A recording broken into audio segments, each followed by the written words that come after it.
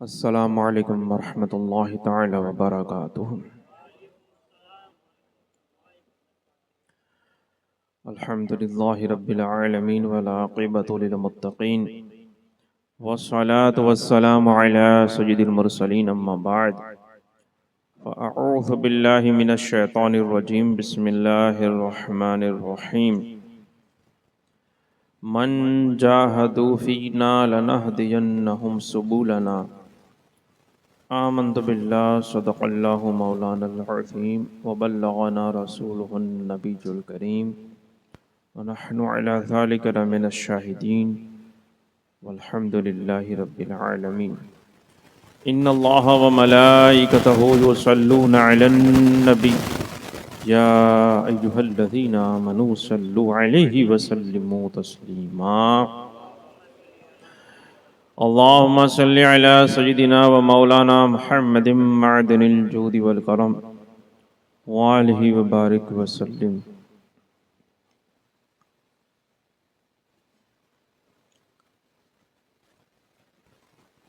خواجہ ہند وہ دربار ہے اعلیٰ تیرا، خواجہ ہند وہ دربار ہے اعلیٰ تیرا، کبھی محروم نہیں مانگنے والا تیرا، کبھی محروم نہیں مانگنے والا تیرا۔ خفتگان شب غفلت کو جگا دیتی ہے، خفتگان مانے سونے والے، شب غفلت میں جو لوگ سوتے رہتے ہیں ان کو جگا دیتا ہے۔ خفتگان شب غفلت کو جگا دیتا ہے، وہ سال ہاں سال راتوں کو نہ سونا تیرا، وہ سال ہاں سال راتوں کو نہ سونا تیرا۔ پھر مجھے اپنا در پاک دکھا دے پیارے، پھر مجھے اپنا در پاک دکھا دے پیارے، آنکھیں پر نور ہوں پھر دیکھ کے جلوہ تیرا، آنکھیں پر نور ہو پھر دیکھ کے جلوہ تیرا۔ محی الدین غوث ہیں اور خواجہ معین الدین ہیں، محی الدین غوث ہیں اور خواجہ معین الدین ہیں۔ اے حسن کیوں نہ ہو محفوظ عقیدہ تیرا، اے حسن کیوں نہ ہو محفوظ عقیدہ تیرا۔ آج رجب المرجب کی پہلی شب ہے، ہجری 1447۔ حضرت خواجہ خواجگان خواجہ معین الدین حسن سنجری چشتی اجمیری رضی اللہ تعالیٰ عنہ وارضہ عنہ کے بارگاہ میں خراج عقیدت پیش کرنے کے لیے ہم یہاں جمع ہوئے ہیں۔ اللہ تعالیٰ ہماری حاضری کو قبول فرمائے اور خواجہ صاحب اور دیگر اولیاء کرام کے احوال کو سن کر ان کی سیرتوں کو پڑھ کر سمجھ کر سن کر ہمیں بھی عمل کی توفیق عطا فرمائے۔ خواجہ غریب نواز رضی اللہ تعالیٰ عنہ کی کچھ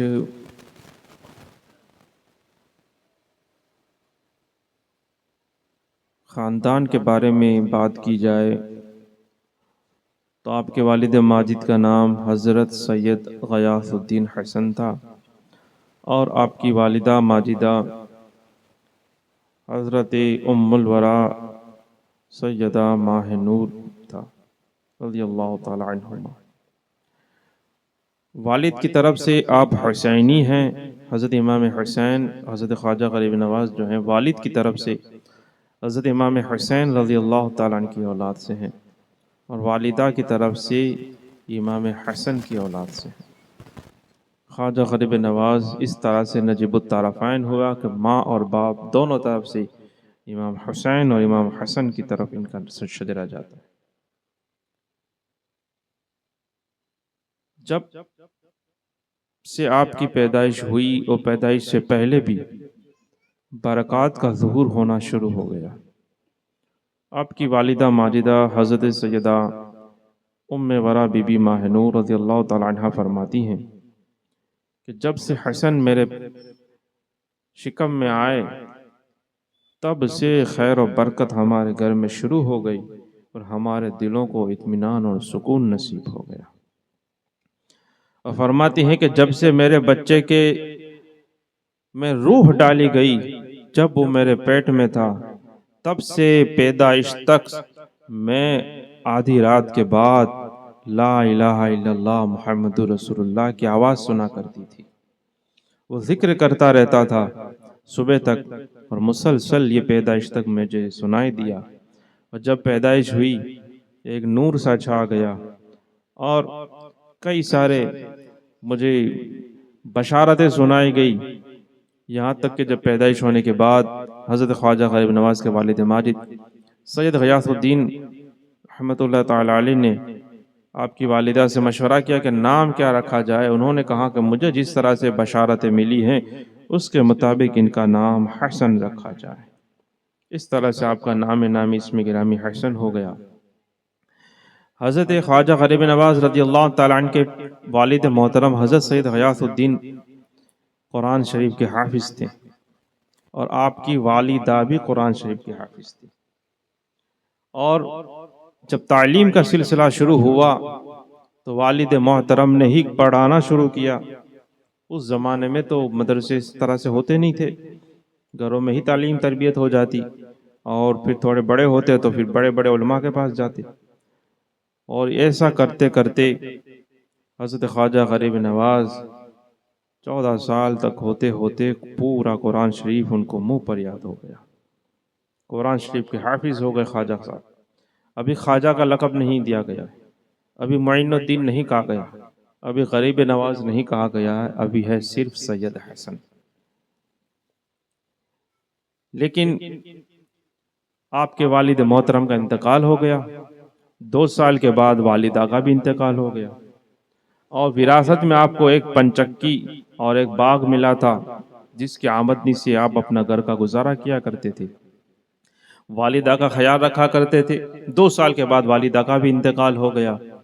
اب یہ پہلے سے ہی زہد، تقوی اور یہ سب تو اس میں تھا ہی، ایک تو گھرانہ اتنا اونچا، اوپر سے خود ماں باپ کے اتنا زہد و تقوی تھا کہ آپ کی والدہ کا لقب جو کنیت ہے وہی ام الورا ہے۔ ورا کا معنی ہوتا ہے جو تقوی سے بھی اوپر ہوتا ہے، اسے ورا کہتے ہیں۔ ایک فتویٰ ہوتا ہے، ایک تقوی ہوتا ہے، ایک ورا ہوتا ہے۔ ان کو ام الورا کہا گیا، اتنے وہ پابند شریعت تھے۔ ان دونوں ماں باپ کے چلے جانے کے بعد حضرت خواجہ غریب نواز یہ گزر بسر کیا کرتے باغ سے، اس کی دیکھ بھال کیا کرتے، وہاں پر رہتے، اور جو فرائض واجبات وہ ساری چیزیں ادا کیا کرتے تھے۔ حضرت خواجہ غریب نواز رضی اللہ تعالیٰ عنہ یہ حلیہ مبارک آپ کیسے دکھتے تھے؟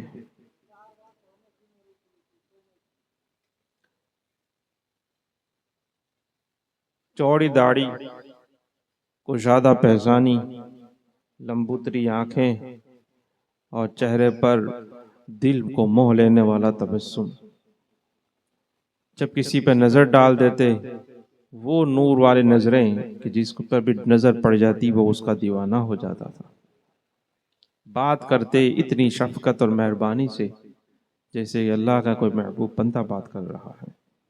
حضور صلی اللہ علیہ وسلم کی سنت پر ایک ایک سنت پر عمل کرنے والا بات کر رہا ہے۔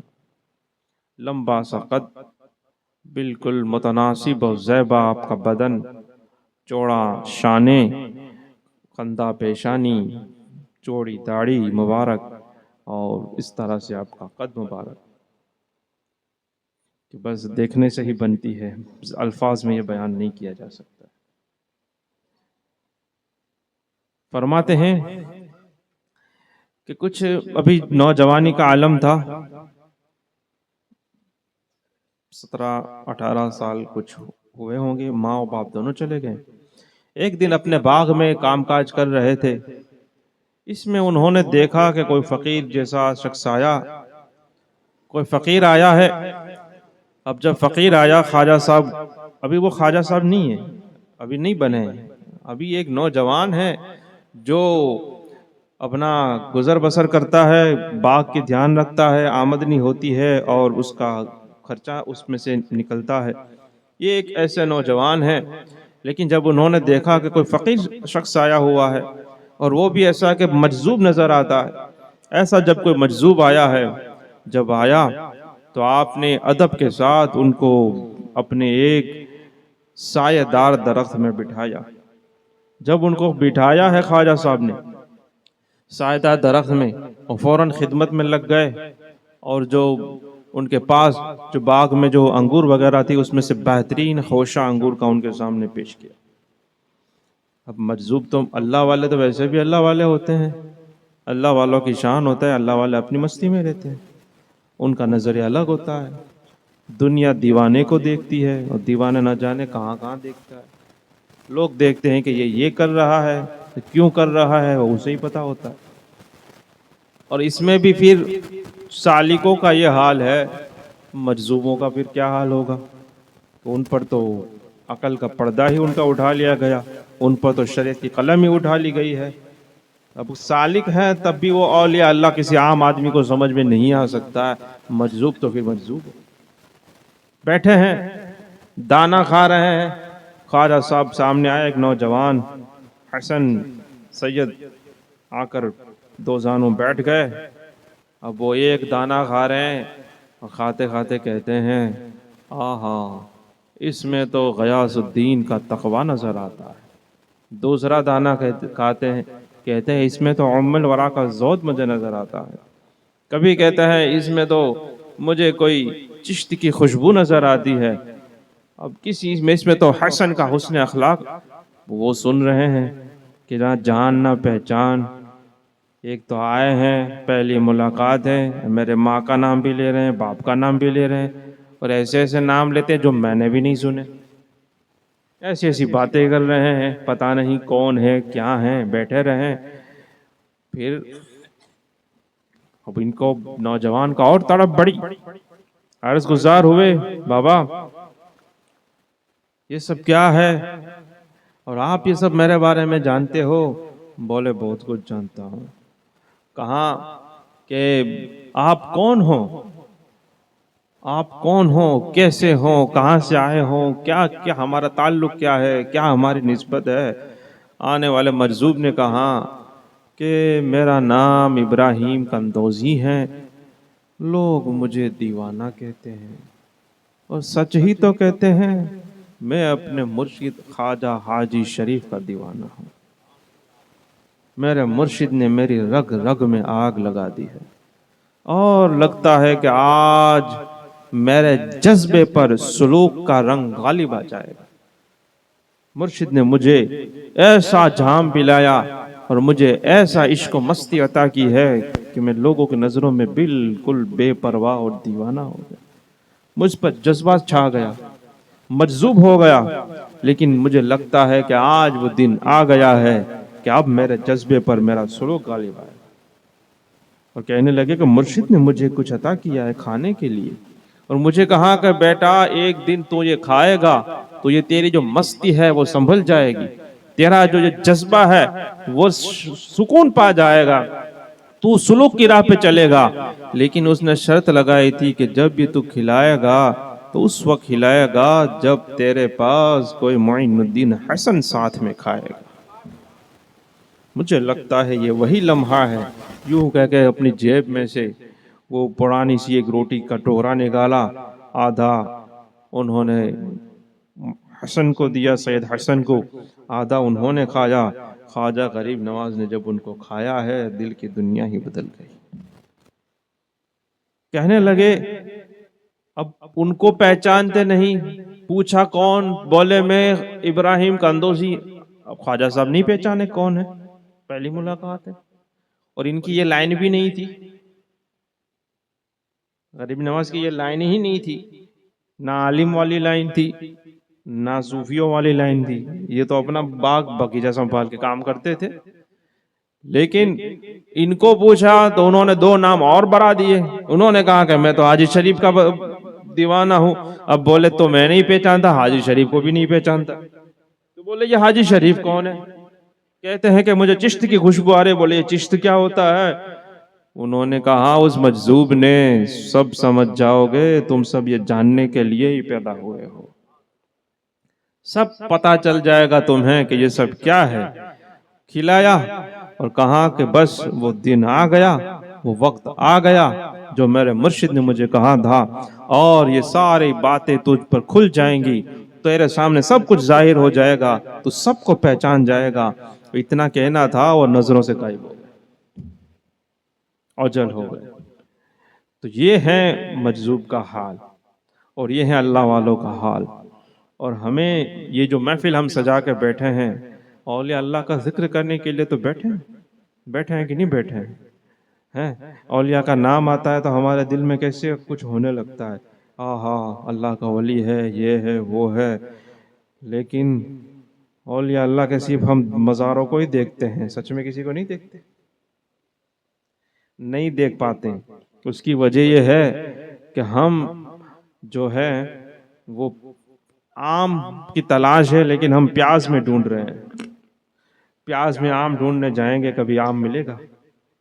وہی ہے.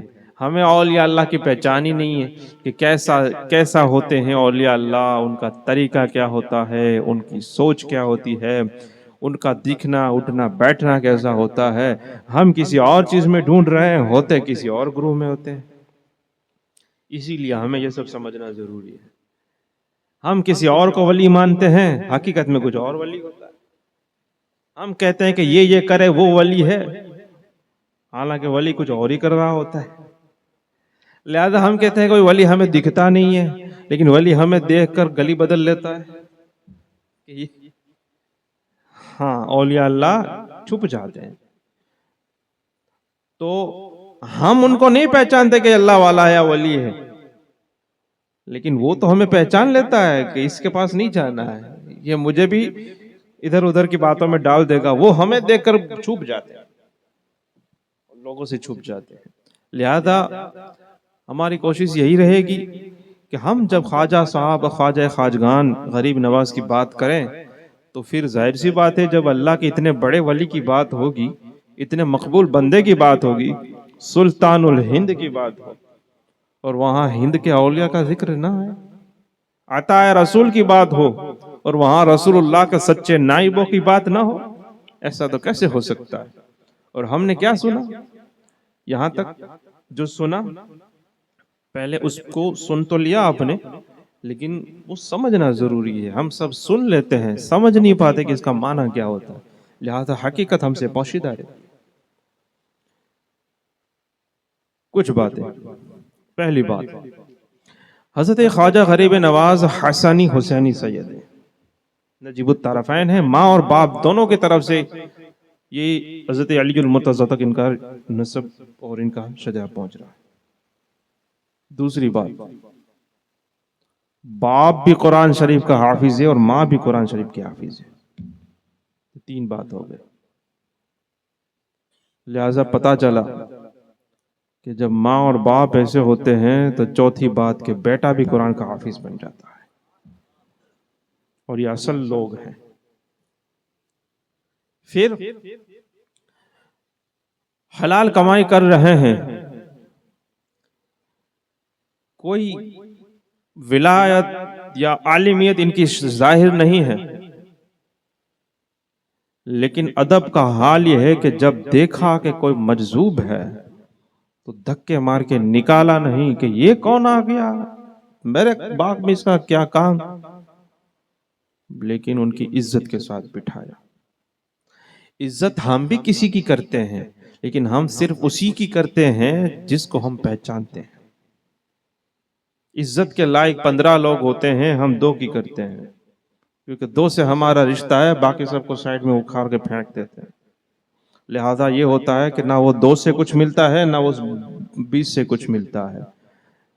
کیوں کہ کون کس لیول کا ہے. اللہ کے رسول کی حدیث مبارکہ کا مفہوم ہے کہ کسی مسلمان کی بے عزتی مت کرو، توہین مت کرو.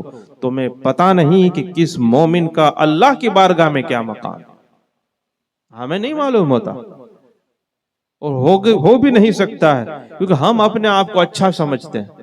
اور جب اپنے آپ کو اچھا سمجھیں گے، اس کا مطلب کہ اب دوسروں کو ہم برا اور نیچا سمجھتے ہیں. جب نیچا سمجھتے ہیں تو اس کی عزت نہیں کرتے. پاس میں کبھی آ جاتا ہے، کہتے یہ کہاں بیٹھ گیا، مسجد میں آ گیا، ہم کہا یہ کہاں آ گیا، ہمیں پتہ ہی نہیں چلتا ہے، پتہ نہیں یہ اللہ کے کس درجے کا ولی ہو، نہ آت ہو ولی ہو۔ اچھا تو بتا کیسا ہوتا ہے ولی؟ تو بولے وہ تو پتہ نہیں، یعنی جس بات کا ہمیں علم نہیں ہم اس پہ فتویٰ لگا رہے ہیں۔ آئی بات سمجھ میں؟ لیکن غریب نواز سے ہم نے کیا سیکھا؟ پہچان نہیں رہے، دیکھا بھی نہیں، نام بھی نہیں جانتے، بس شکل و صورت سے ایک مومن مسلمان مجذوب فقیر نظر آئے، وہ سمجھ گئے کہ یہ کوئی اللہ والا لگتا ہے یا جو بھی ہو ایک مومن مسلمان ہے، عزت کے ساتھ ان کو سائے میں بٹھایا اور پھر خدمت میں لگ گئے، سامنے ادب سے بیٹھایا، اور ادب اس بندہ خدا کو، اس مجذوب فقیر کو اتنا ادب اور اخلاق پسند آیا کہ جب انہوں نے اللہ والے کی بارگاہ میں پیش کیا تو اللہ کے ولی نے بھی ان کو کچھ نواز دیا۔ اور کیا نوازا؟ آج ہمیں بھی دعائیں چاہیے۔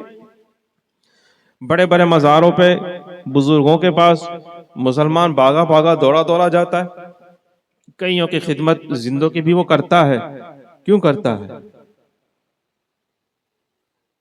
خدمت تو کرتا ہے آدمی، خدمت کرنے والے دو طرح کے لوگ ہوتے ہیں، ویسے تین طرح کے لوگ ہوتے ہیں۔ سننا چاہو گے؟ مزار والے کے پاس جائیں کہ زندوں کے پاس؟ تین طرح کے لوگ ہوتے ہیں جو خدمت کرتے ہیں۔ پہلے وہ لوگ ہوتے ہیں جو ڈر کے خدمت کرتے ہیں کہ خدمت نہیں کریں گے پھر یہ ہمیں کچھ بدلہ لے گا یا کچھ شر پہنچائے گا، کچھ تکلیف دے گا، تو وہ اس ڈر سے کرتے ہیں۔ جیسے غلام لوگ کرتے ہیں، پہلے کرتے تھے کہ اگر پتہ ہے کہ اگر ہم کام نہیں کریں گے تو مار پڑے گی۔ جیسے اسکول میں ہوتا ہے، ہوم ورک کر کے آتے ہیں، تین طرح کے لوگ ہوتے ہیں، تین طرح کے بچے ہوتے ہیں۔ ایک تو وہ ہوتے ہیں کہ اس کو ٹینشن رہتی ہے کہ ہوم ورک نہیں ہوگا مار پڑے گی، اس لیے وہ کرتے ہیں۔ ہوم ورک سے اس کو لینا دینا نہیں ہے، مار سے بچنا ہے۔ تو ہمارے زمانے میں بھی درگاہوں پہ جانے والے اور بڑے بڑے بزرگوں کی خدمت اور ہاتھ پاؤں چومنے والے ایک تو یہ والے ہوتے ہیں کہ اگر ان کا کچھ بگاڑا یا ان کو ناراض کر دیا تو کوئی مصیبت نہ آ جائے، دھندے پہ نہ آ جائے، دکان بند نہ ہو جائے، گراہکی کم نہ ہو جائے، یعنی کہ ڈنڈے کے در سے خدمت ہوتی ہے۔ دوسرے ہوتے ہیں جو بھاری تعداد میں، ڈر والے تو تھوڑے ہیں، کچھ چند چند ہوتے ہیں بیچارے کمزور دل والے۔ اکثر لوگ جو خدمت کرتے ہیں اور کہیں مزاروں پہ جانا، اولیاء اللہ کی بارگاہ میں وغیرہ وغیرہ، اکثر لوگ مطلب کے لیے کرتے ہیں۔ مطلب کیا ہوتا ہے؟ مطلب یہ ہوتا ہے کہ میں وہاں جاؤں یا کروں تاکہ مجھے بھی ریٹرن میں کچھ ملے۔ یہاں تک کہ نماز پڑھانے کے لیے بھی کہنا پڑتا ہے کہ نماز پڑھو برکت ملے گی۔ اب وہ اللہ کے لیے نہیں پڑھ رہا، برکت کے لیے پڑھ رہا ہے۔ اب جب اللہ کو یہ لوگ نہیں چھوڑ رہے ہیں تو اولیاء اللہ کے پاس جا کے کون سی خوشی میں جاتے ہیں؟ غریب نواز کے مزار پہ سب لوگ جاتے ہیں، وہاں کیوں جاتے ہیں؟ مانگنے کے لیے، یہی مطلب۔ تو اکثر لوگ وہ ہوتے ہیں، لیکن غریب نواز نے کسی مطلب کے لیے انہوں نے خدمت نہیں کی کہ مجھے بھی کچھ ملے، انہوں نے بس خدمت کی تو کی۔ اور وہ تیسرے طرح والے لوگ ہیں جو صرف اور صرف عزت اور محبت کے لیے خدمت کرتے ہیں۔ ان کے لیے نہ کچھ ریٹرن ہوتا ہے، نہ وہ نیت کرتے ہیں، نہ وہ سوچتے ہیں، بلکہ بس سامنے والے کی محبت اور عزت اتنی ہوتی ہے کہ بس وہ کرتے ہیں۔ غریب نواز نے وہی کیا، کوئی مطلب نہیں، کیونکہ پتہ ہی نہیں کہ سامنے والا کون ہے۔ ہمارا یہ حال ہے، میں آپ کو بتاؤں، ہمارا یہ حال بن گیا ہے کہ کسی کی خدمت کرنے کے لیے، کسی کی عزت کرنے کے لیے، کسی کا ہاتھ چومنے کے لیے کرامت دیکھنا ضروری ہے۔ جب تک آدمی اس کی کرامت کوئی دیکھ لے، کوئی ایسی کچھ بھی ایکسٹرا آرڈینری، یا تو اس کو وہم ہی ہو جائے تب جا کر اس کی عزت ہوگی، ورنہ مفتی اعظم بھی اگر آ کر بیٹھا ہے کوئی بھاؤ پانی کا گلاس کا بھی نہیں پوچھے گا جب تک یہ کچھ دکھا نہ دے۔ ہے کہ نہیں ہے؟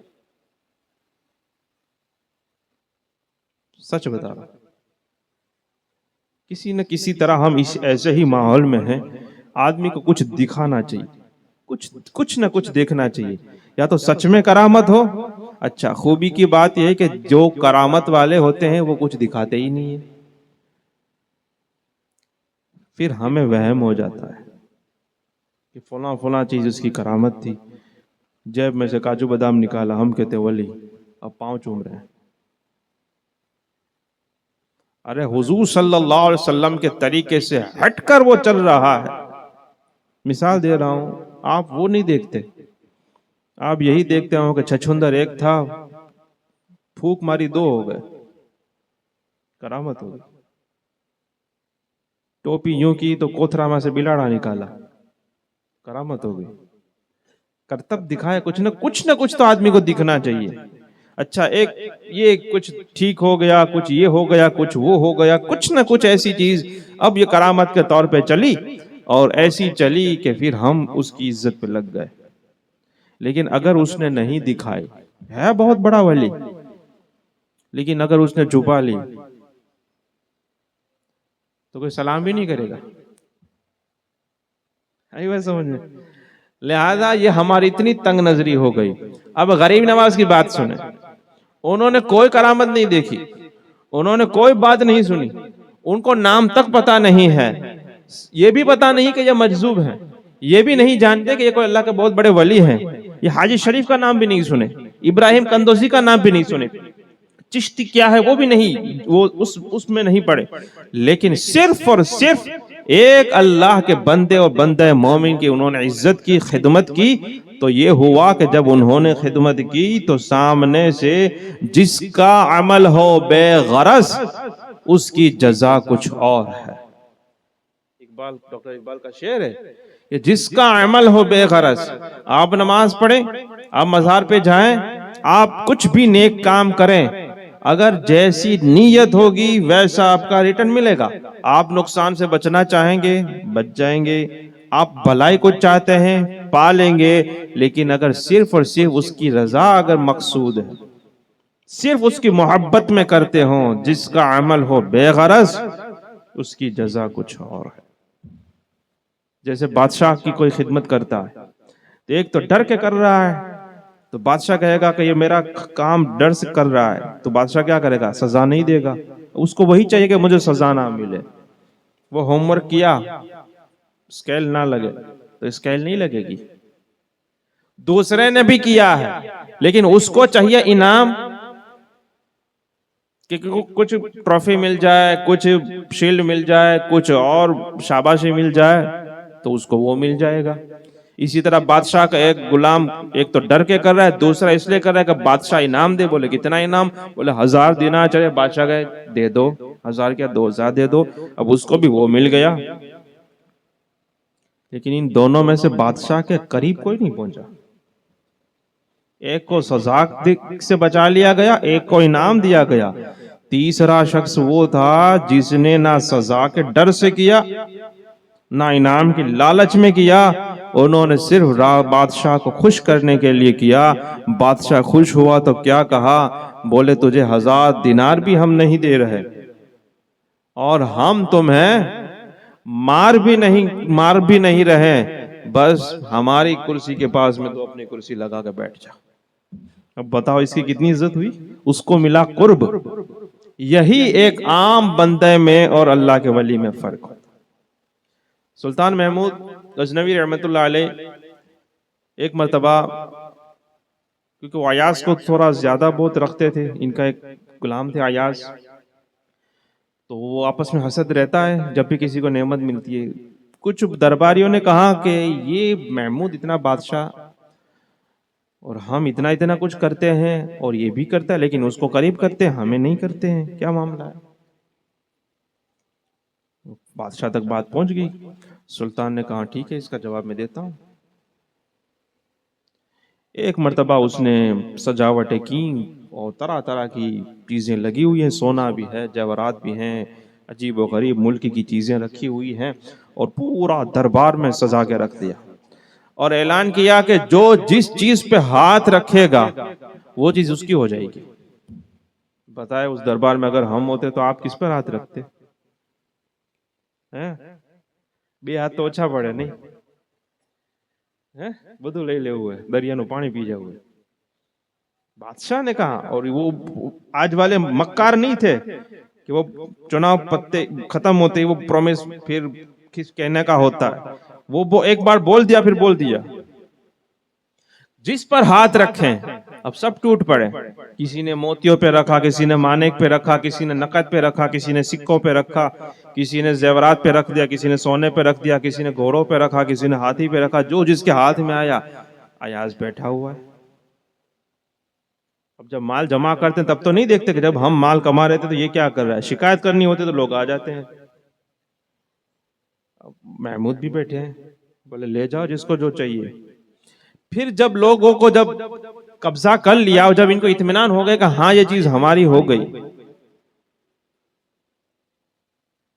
तो उन्होंने यार से पूछा यार किसी ने कुछ नहीं छोड़ा सबने हाथ रखा जहां जहां जो चाहिए उसको वो चीज मिल गई तूने किसी पे हाथ नहीं रखा कि तुझे कुछ नहीं चाहिए उन्होंने कहा गुस्ताखी के डर से मैंने नहीं रखा है बोले गुस्ताखी काई को मैंने तो सबको ओपन फॉर ऑल किया था जिस जो चाहिए उस पर हाथ रखो मिल जाएगा बोले नहीं गलवी और है बोले क्या है बोले आप इजाजत दे तो रखो बोले रखो बोले मुझे आपके सर पे हाथ रखना है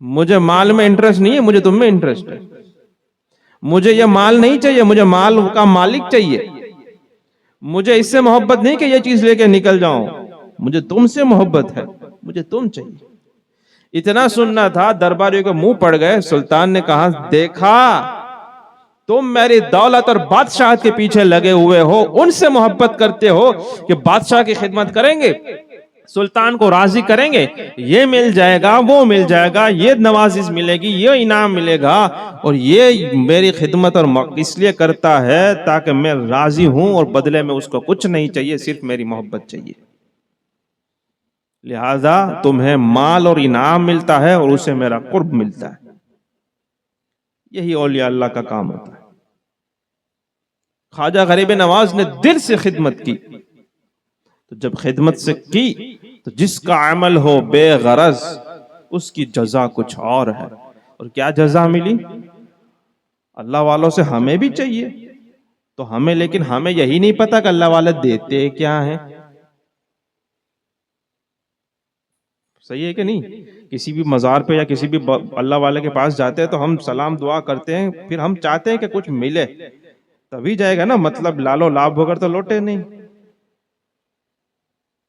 बाप के पास नहीं जाता है कब्र पे फातिहा पढ़ने नहीं जाता है अगर ये गरीब नवाज अजमेर गया है तो कुछ ना कुछ तो लेने गया ही होगा कुछ ना कुछ तो उसको मिलना चाहिए लेकिन हमें यह नहीं पता होता कि वो देते क्या है हम जो समझते हैं कि ये मिल जाए वो मिल जाए अब सुने उस अल्लाह के बंदे ने दिया क्या दिया रोटी का टुकड़ा दिया तो बहुत अच्छी बात है हमें भी कुछ किसी अल्लाह वाला का मिल जाए बहुत अच्छा है लेकिन जब खाया तो हुआ क्या रोजी में बरकत नहीं जो थोड़ी बहुत दुनिया की जो लगाव था ना वो भी निकल गया दिल से दुनिया की मोहब्बत ही निकल गई और ऐसी निकली कि ख्वाजा साहब ने वो रोटी का टुकड़ा खाने के बाद ऐसी इनके दिल में आग लग गई कि वो पंचक्की और बाग को बेचकर सब खैरात करके अल्लाह की राह में निकल गए ये है अल्लाह वाले देते हैं क्या देते हैं दुनिया की मोहब्बत निकाल देते हैं और अल्लाह की मोहब्बत डाल देते हैं समझ में आया कि नहीं आया ये है अल्लाह वालों का काम औलिया अल्लाह तुम्हारे दिल से दुनिया की मोहब्बत निकाल कर अल्लाह की मोहब्बत डाल देंगे ताकि तुम्हारी दिल की कश्ती ये दुनिया के पानी में डूब कर बर्बाद और वीरान ना हो जाए हमने उल्टा कर दिया औलिया के पास जाते दुनिया मांगने के लिए अरे भाई जो चीज वो होगी वो भी ले लेंगे यानी मोहब्बत उसकी ले लेंगे दुनिया तो जो नसीब में है वो मिलेगी आपको वो तो जो नसीब में मिलेगी लेकिन दिल में मोहब्बत नहीं रहेगी जब वो रोटी का टुकड़ा खाया वो सैयद हसन रज़ी अल्लाह ताला अन्हु के दिल में कि दुनिया ने ऐसा रंग बदला کہ ان کے دل سے بالکل بے توجہی ہو گئی. انہوں نے کہا اب نہ مجھے باغ چاہیے، نہ مجھے پنچکی چاہیے، نہ مجھے اس کی آمدنی چاہیے، اب تو مجھے خالق اور مالک رب العالمین چاہیے. یہ ہوتا ہے اللہ کا ولی کہ روٹی کے ٹکڑا کھلا کر کیا کیا، پھر کیا کیا، پھر بیٹھ نہیں گیا کہ اب میں نے تجھے یہ چیز سکھائی، اب میرے ساتھ رہ اور یہ کر وہ کر، اب زندگی بھر خدمت کر. نہیں، وہ دنیا کی محبت نکالنی تھی، نکال دیا، اللہ کی محبت کی آگ لگا دی اور غائب ہو گئے، اپنا کام کر کے نکل گئے. یہی اللہ والے کرتے ہیں. کیونکہ دنیا میں تو وہ بیٹھتا ہے لوگوں کے جس کو اس لوگوں کی پڑی، جس کو اللہ کے لیے ہے وہ تو اپنا کام ہوا، حکم ہوا، چلا گیا. اچھا، یہاں پہ ایک اور ذکر آیا خواجہ حاجی شریف کا. خواجہ حاجی شریف یہ کون؟ حضرت ابراہیم قندوزی رحمۃ اللہ نے کہا کہ میرے مرشد نے آگ لگا دی ہے. یہ خواجہ حاجی شریف یہ ہیں حضرت خواجہ غریب نواز کے پیر و مرشد، حضرت خواجہ عثمان ہارونی کے بھی پیر ہیں. حضرت خواجہ غریب نواز کے دادا پیر ہیں حضرت خواجہ حاجی شریف، سنا ہے نا، زندنی رحمۃ اللہ علیہ. یہ بھی زبردست. اب خواجہ غریب نواز کا پیر کیسا ہوگا، عثمان ہارونی کا مرشد کیسا ہوگا. ان کا بھی یہ حال تھا کہ بالکل زہد کے ساتھ تقوی اور اس طرح سے زندگی گزارتے، اور ان کی دنیا سے بے رغبتی اور زہد کتنا تھا. حضرت خواجہ حاجی شریف کا معلوم ہے، جن کے بارے میں یہ کہا، ان کے بارے میں کہا جاتا ہے حضرت خواجہ حاجی شریف کے بارے میں کہ خواجہ حاجی شریف ایسے اللہ کے بزرگ تھے کہ جو ان کا پس خوردہ جھوٹا کھا لیتا. جھوٹا سمجھتے ہو نا، ایٹھو. خواجہ حاجی شریف نے جو تھوڑا بہت کھایا ہو، اس کا جھوٹا جو کھا لیتا تھا وہ مجذوب ہو جاتا تھا. دل میں سیدھا آگ لگانے کا کام کرتے ہیں. عشق کی آگ، اللہ کی محبت کی آگ لگاتے ہیں. اور یہی کہا حضرت خواجہ ابراہیم قندوزی نے کہ لوگ مجھے دیوانہ کہتے ہیں، سچ ہی تو کہتے ہیں میں اپنے مرشد خواجہ حاجی شریف کا دیوانہ ہوں، اور میرے مرشد نے میری رگ رگ میں آگ لگا دی ہے اور مجھ پر ایسا جذبہ طاری ہو گیا ہے. لیکن آج مجھے لگتا ہے کہ میرا جذبے پر اب سلوک کی سکون طاری ہو جائے گا. خواجہ حاجی شریف کا دنیا سے بے رغبتی کا حال یہ تھا کہ ان کی بارگاہ میں کوئی روکڑا پیش کرتا نا، نقد تحفہ لے کر آتا، تو کیا ہوگا ہمارے پاس اگر آ جائے، آپ سمجھ سکتے ہیں. لیکن یہ کیا کہتے تھے پتہ ہے ان کی سوچ کیا ہوتی ہے اللہ والوں کی. خواجہ حاجی شریف کے بارگاہ میں جب کوئی نقد پیش کیا، تحفہ کرتے، بولے حضرت قبول کیجئے. آپ فرماتے تمہیں درویشوں سے کیا دشمنی ہے جو اللہ کے دشمن کو میرے سامنے لاتے ہو. بولو، یہ ہے خواجہ حاجی شریف. ایک قول کے مطابق ان کا مزار بخارا میں ہے، اور ایک یہ ہے کہ ان کا مزار ہندوستان میں قنوج میں ہے. اللہ کے فضل سے ہماری وہاں پر حاضری ہوئی ہے.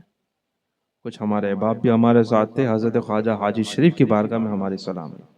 حضرت شیخ العالم کے کشف کے مطابق بھی حضرت خواجہ حاجی شریف کا مزار وہیں پر ہے، ہندوستان میں. یہ ہیں اللہ والے. اور جب خواجہ غریب نواز کو جب یہ چیز لگی اور یہ نکلے تو کیا کیا انہوں نے؟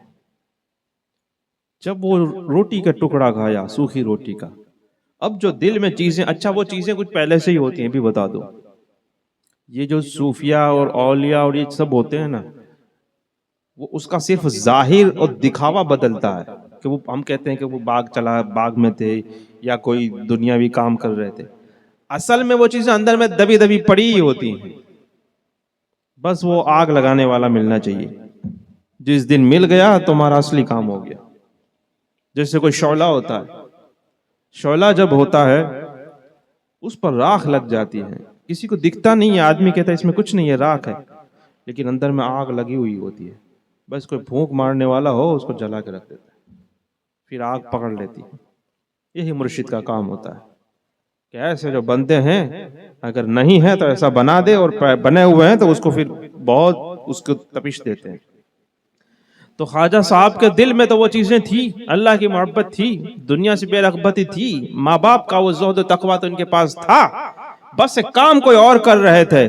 جب اس کا وقت آیا تو ایک اللہ کے مرزوق ولی نے ان کو وہ چیز دکھائی۔ کیسے دکھائی؟ وہ ایک اپنا جھوٹا کھلا کر ایسے ان کے دل میں آگ لگی کہ انہوں نے کہا کہ اب مجھے یہ کسی میں انٹرسٹ نہیں ہے، پہلے بھی نہیں تھا، تھا تو پہلے بھی نہیں، بس کام کر رہے تھے، اب کہیں اب کام بھی نہیں کرنا ہے۔ اور پھر کیا کیا؟ سب سے پہلا کام جو انہوں نے کیا ہے، حافظ قرآن تھے، پورا قرآن شریف منہ پر یاد ہے، زبانی یاد ہے، لیکن جب وہ اللہ کی راہ میں نکلے ہیں تو سب سے پہلے علم دین حاصل کرنے کے لیے نکلے۔ اللہ کی معرفت چاہیے، جہالت کے ساتھ معرفت نہیں ہو سکتی۔ معرفت کا نام ہی پہچان ہے۔ پہچان کب ہوگی؟ آپ مجھے پہچانتے ہیں؟ کب پہچانیں گے؟ جب آپ کچھ جانتے ہی نہیں، نہ نام پتا، نہ چہرہ پتا، نہ آواز پتا، نہ کبھی دیکھا، تو اس کا مطلب کہ نہیں پہچانتے۔ یعنی جہالت الگ چیز ہے، جہاں جہالت ہوگی وہاں معرفت نہیں آ سکتی۔ جیسے کوئی کہے کہ یہ عالم بھی ہے اور جاہل بھی ہے، دونوں ایک ساتھ ہو سکتا ہے؟ نہیں ہو سکتا ہے۔ لہذا جو عارف ہوگا وہ عالم بھی ہوگا اور بہترین عالم ہوگا، اور اس کے لیے سب سے پہلے علم ظاہر آتا ہے۔ خواجہ صاحب نے سب سے پہلا کام یہ کیا۔ آئندہ پھر کیا واقعات ہوئے، اس راہ میں کیا کیا آیا، کس طرح سے ان کے واقعات ہوئے، جتنا ہمارے پاس دن ہے، جتنا وقت ہے، انشاءاللہ تبارک و تعالی ہم سماعت کریں گے۔ بولو اتنی باتیں سمجھ میں آئی کہ نہیں آئی؟ کتنوں کو سمجھ میں آئی؟ ہاں تو کیا کرے؟ ہاں آپ کو نہیں آئی؟ ہاں لاسٹ میں آئے نا، اس لیے نہیں آئی، پہلے آ جانا چاہیے، کیونکہ ہماری ٹرین ایسی ہے کہ چالو گاڑی پہ کوئی چڑھ نہیں سکتا ہے۔ جب تک ویسل بجے اسے پہلے سے جو لوگ بیٹھ جاتے ہیں وہی منزل تک پہنچتے ہیں، بیچ میں جاتا ہے گر جاتا ہے، کیونکہ ہماری بات وہ ہوتی ہے، پوری بات کرنی ہوتی ہے، آدھا گھنٹے پہلے اس کا بیک گراؤنڈ شروع ہوتا ہے، پہلے سے سنے گا تو مست سمجھ میں آ گیا نا آپ کو۔ ہاں تو یہ باتیں ہیں، اس میں کئی ساری باتیں ہم نے نکالی۔ آپ کا نام، آپ کے والدین ماجدین کا نام، ان کی کچھ اوصاف کے بارے میں، اور خواجہ غریب نواز بچپن سے ہی ایسے ہی دل نواز تھے۔ ایک مرتبہ بچپن ایک عالم ہے، عید کا دن ہے، عیدگاہ جا رہے ہیں، راستے میں ایک نابینا بچہ کھڑا تھا، نابینا بچہ کھڑا تھا، اور پٹال پرانا سا لباس، وہ کھڑا ہے رو رہا ہے، کوئی نہیں ہے اس کا۔ تو ویسے یہ ہمارے بچوں کے ساتھ بھی ہوتا ہے اور آپ کے ساتھ بھی ہوا ہوگا کہ جب آپ تیار ہو کے جا رہے ہیں، راستے میں کئی سارے ایسے لوگ ملتے ہیں، بچپن میں کیا کرتے ہیں؟ مذاق اڑاتے ہیں، ہے نا؟ کسی کی آنکھیں نہیں ہے تو کتنے مذاق اڑاتے ہیں، کیا کچھ ہوتا ہے، تربیت نہیں ہے نا۔ لیکن یہ خواجہ صاحب کی بات ہے، اور اتنا اونچا گھرانہ ہے کہ خواجہ صاحب ابھی بچے ہیں، بالکل یوں سمجھدار بچے، لیکن انہوں نے جب ایک نابینا بچے کو دیکھا اپنے جیسی عمر کا، کہ اس کے پاس لباس بھی نہیں ہے اور مطلب بالکل نابینا ہے، انہوں نے اپنا جو لباس تھا قیمتی، ان کے باپ والد جو تھے حضرت خواجہ صاحب کے، وہ مالدار تھے، کافی ان کے پاس دنیا کے وہ ساز و سامان وغیرہ تھے، انہوں نے اپنا قیمتی لباس اس نابینا بچے کو پہنایا، ان کو کھلایا، اور اپنے ساتھ خود پرانا لباس پہن کر عیدگاہ میں لے گئے۔ یعنی بچپن سے ہی غریب نوازی ہو رہی ہے، سمجھے؟ جو میں نے کہا کچھ چیزیں پہلے سے ہی دبی دبی سی ہوتی ہیں، بس اس میں تھوڑا پالش اور اس اصل رنگ میں آنے کا وہ دیر ہوتی ہے۔ وہ کب ہوتا ہے تو اس کے بارے میں امام عشق و محبت نے کیا شعر فرمایا ہے: اے رضا ہر کام کا ایک وقت ہے، دل کو بھی آرام ہو ہی جائے گا۔ تو جس کے دل کو آرام پانا ہے تو وہ کوئی آرام پانے والا مل ہی جائے گا۔ اور اس کے بارے میں بہترین ہماری حوصلہ افزائی کرنے والی آیت مبارکہ جو میں نے خطبے میں پڑھی، اللہ تعالیٰ فرماتے ہیں: من جاہدوا فینا لنہدینہم سبلنا، کہ جو ہماری راہ میں کوشش کریں گے، محنت کریں گے، ہم ضرور ان کو اپنے راستے دکھا دیں گے۔ جو ہماری راہ میں محنت کرے گا، کوشش کرے گا، جد و جہد کرے گا، اسے پتا نہیں کہ اللہ تک کیسے پہنچتے ہیں، اسے نہیں پتا، لیکن ایک دل میں طلب ہے، وہ راستہ نہیں جانتا، اسے کچھ بھی نہیں پتا ہے، اسے بس یہ کہ بس پہنچنا ہے۔ فرماتا ہے کہ جو محنت کرے گا، لا لام تاکید ب نون تاکید ثقیلا، یعنی جب ضرور ضرور تاکید کے ساتھ کہا جاتا ہے تو عربی میں یہ آتا ہے لنہدین، ہم ضرور اس کی ہدایت کریں گے، ہم ضرور اس کو دکھا دیں گے، کیا سبلنا، ہمارے راستے دکھا دیں گے، ایک نہیں بہت سارے راستے ہم دکھائیں گے۔ اور جب راستے دکھائیں گے تو راستہ دکھانے والا پہلے دکھائے گا، پہلے راستہ دکھانے والا ملے گا تو راستہ دکھائے گا نا۔ تو یہ ہے ہر کام کا ایک وقت ہے، جب وہ وقت آتا ہے تو وہ ہادی و رہنما بھی مل جاتا ہے اور وہ راستہ بھی ہمیں دکھا دیتا ہے۔ سورہ فاتحہ میں ہمیں دعا سکھائی جاتی ہے اہدنا الصراط المستقیم، ہمیں سیدھے راستے پر چلا، اور ساتھ میں کیا، سیدھے راستے سے بات نہیں، صراط الذین انعمت علیہم، ان لوگوں کا راستہ جن پر انعام نازل ہوا۔ تو جب کسی کے دل میں وہ طلب اور لگن ہوتی ہے، وہ اللہ پہ بھروسہ کر کے، اللہ سے امید لگا کر، اللہ کی رحمت سے آس باندھ کر، جب اپنی طرح سے کچھ نہ کچھ کوشش اللہ کی راہ میں کرتا رہتا ہے، جد و جہد کرتا رہتا ہے، ایک نہ ایک دن اللہ وہ اس کی رہنمائی کے لیے انعام والا آتا ہے، جو ہم کو بھی انعام والا بنا دیتا ہے۔ وہ صراط مستقیم والا آتا ہے جو ہمیں بھی صراط مستقیم پر چلا دیتا ہے۔ ہم نہیں جانتے کون ہے، کب ہے، کہاں ہے، ہمیں کون راستہ دکھائے گا، اللہ تک، معرفت تک۔ غریب نواز کے بارے میں آپ سنے، آپ نے 18 سال تک کچھ اور کام کر رہے ہیں، ایک مجذوب بزرگ ایسی آگ لگا کر غائب ہو جاتے ہیں۔ اب یہ گئے ہیں علم دین حاصل کرنے کے لیے، ابھی مرید نہیں بنے ہیں، ابھی معرفت کا راستہ ابھی نہیں شروع ہوا ہے، ابھی وہ سلوک اور مجاہدہ پر نہیں چلے ہیں، ابھی صرف اور صرف علم دین حاصل کرنے کے لیے نکلے ہیں۔ اور کون سا علم دین؟ جو ہمارے مدرسوں میں پڑھایا جاتا ہے، جو دارالعلوم میں جو پڑھایا جاتا ہے، وہ علم، جو پڑھنے والے کو ہم عالم کہتے ہیں۔ پہلے آپ عالم بنے، حافظ تو تھے ہی۔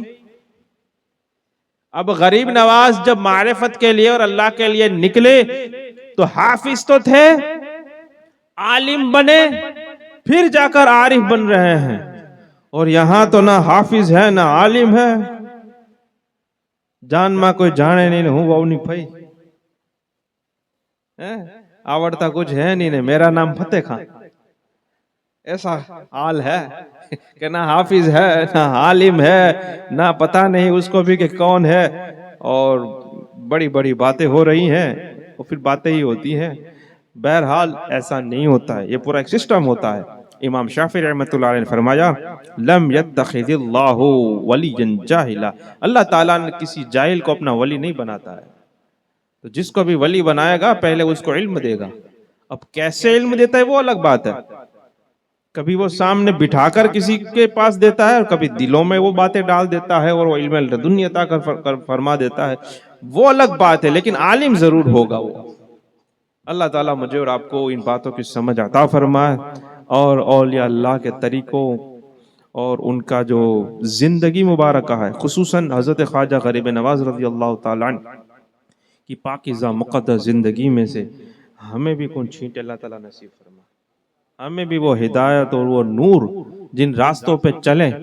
اور رب نے یہ دعا سکھائی ہمیں کہ صراط مستقیم کی دعا مانگو، اور یہ بھی مانگو کہ ان لوگوں کا راستہ جن پر انعام نازل ہوا، اور یہ بھی فرما دیا کہ کن پر انعام نازل ہوا، اولئک انعم اللہ علیہم من النبیین والصدیقین والشہداء والصالحین، وہ انعام والے لوگ نبی ہیں، صدیق ہیں، شہید ہیں، اور وہ اولیاء ہیں، وہ بھی بتا دیا۔ تو جب ہمیں ان کے راستے پہ چلنا ہے تو پتہ تو لگانا پڑے گا نا کہ کس راستے سے گزرے ہیں، کیا ہم جو اپنے من سے چل رہے ہیں کیا وہ بھی وہی راستے پہ چل رہے تھے؟ اگر ان کا راستہ اور ہمارا راستہ جو ابھی ہم جی رہے ہیں اگر سیم ہے تو پھر ہم ہدایت پر ہیں، ٹینشن نوٹ۔ اور اگر وہ ان کا راستہ کچھ اور تھا، ہمارا راستہ کچھ اور ہے، تو اگر وہ ہدایت پر ہیں اور ہدایت پر تھے تو ہم کس پر ہوئے؟ سمجھ بات آ رہی نہیں کہ نہیں آ رہی ہے؟ جیسے ہم کہیں پہ جا رہے ہیں احمد آباد، ہمیں 5 الگ الگ راستے نظر آتے ہیں، اب جو لوگ احمد آباد پہنچ گئے وہ اس راستے سے ہو کے گئے، اب ہمیں بھی پہنچنا تو احمد آباد ہے، پہنچنا تو احمد آباد ہے، تو کون سے راستے پہ چلنا چاہیے؟ جو پہنچ گئے ہیں اسی راستے پہ چلنا چاہیے۔ ہم کبھی ادھر کوئی دو چار لوگوں نے ادھر کا راستہ لیا، کبھی ادھر کا لیا، کبھی ادھر کا لیا، کبھی ادھر کا لیا۔ پہنچنے والے اگر اس راستے سے پہنچے ہیں تو یہ چار والوں کا کیا ہوگا؟ کہاں سے کہاں نکلیں گے؟ اسے بھی پتا نہیں ہوگا سو تھے گی راستہ ہی تم نے غلط چنا تھا، لہذا یہ صراط مستقیم کا راستہ یہ ہے۔ اور اللہ نے دوسری جگہ وَاتَّبِعْ سَبِيلَ مَنْ أَنَابَ إِلَيَّ، ان لوگوں کے راستے پہ چل جو میری طرف رجوع لایا، میری طرف پلٹا، باغ بیچ کر میری طرف آیا، تو اس کے راستے پہ چل۔ اب اس کا راستہ تو ہمیں معلوم ہی نہیں ہے کہ وہ کس راستے پہ چلے، وہ کیا کرتے تھے۔ بس غریب نواز کے بارے میں دو تین باتیں معلوم ہیں۔ کیا باتیں معلوم ہیں آپ کو؟ کیا جانتے ہیں؟ ایک ورنا ساگر ہے نا، کوزے میں بڑھ دیا، واہ سبحان اللہ۔ پھر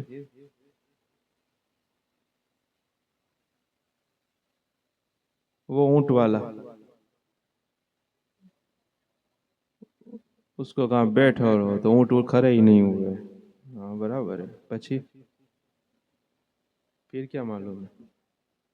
بہت ہوگا نہیں، دو باتیں تو کافی ہو گئی، مطلب یہ دو چار باتیں یوں ہیں۔ پتھر، ہاں وہ جے پال جوگی والا ہے نا۔ میں کہتا ہوں اگر یہ چار کرامت کو بھی اگر صحیح سے سمجھ لینا تو بھی کافی کچھ وہ ہدایت مل سکتی ہے۔ جیسے یہ انا ساگر والی آپ دیکھ لے بات، انا ساگر کو وہ کوزے میں کیوں بھرا؟